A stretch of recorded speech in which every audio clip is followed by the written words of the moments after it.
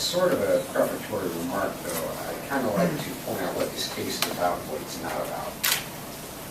This case is not about somehow getting Mr. Lane off or something of that nature. This case is about what sanction is appropriate and how do we get there.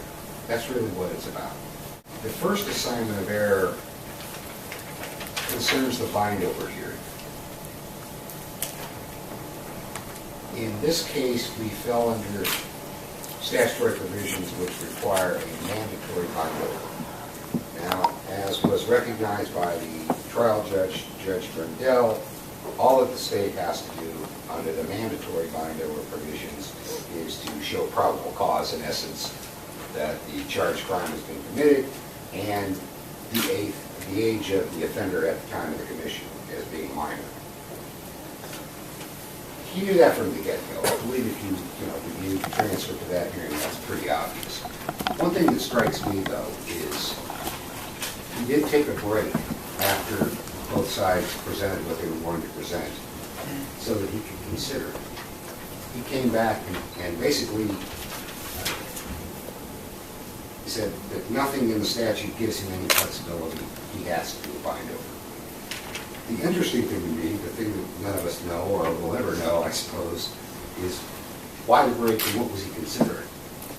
Under our present statutory scheme, a 14 or a 15-year-old, you have a meaningful, for the same crime as Mr. Lane was charged with, would have a meaningful bind-over hearing because the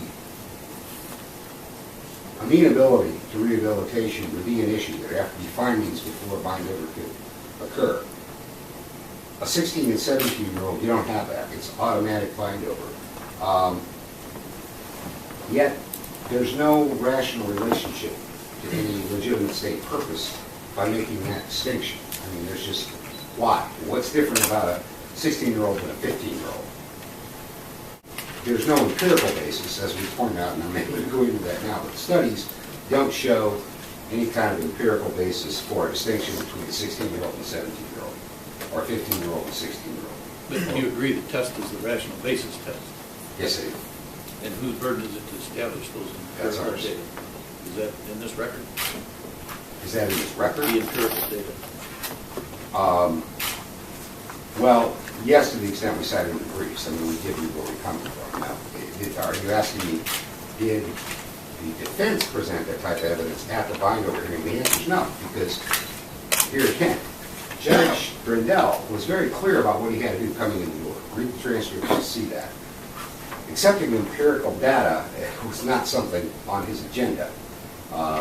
There were arguments along those lines made, though. Those are there.